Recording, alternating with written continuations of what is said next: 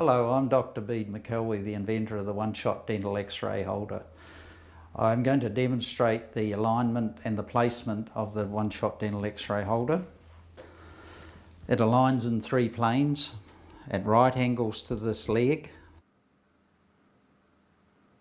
through the flat of the holder and through the pointer. So this translates here, here, and that pointer. This is for bite wings, of course, but if I was to lower that down for a periapical shot, I would of course put that to the upper so the rays would come through the middle, and the opposite way round. If I was to do the upper teeth, I would bring rays and affect the X-ray tube.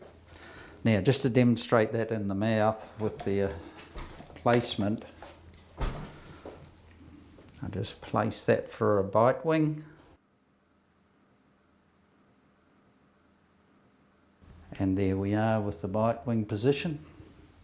If I was doing upper PAs, be up there,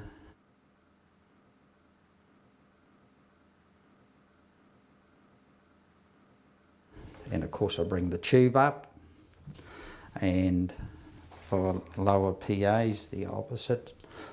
These are very good for wisdom teeth.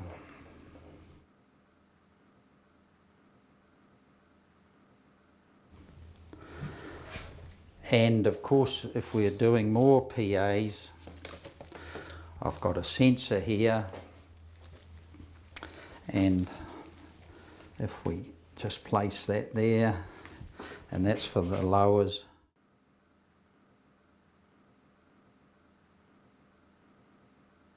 And if I was to bring that round to the anterior teeth in the upper, I would place it there and would bring the tube around to there. And if I was had a reamer, root filling work, I'd place that near the tooth with the reamer thing.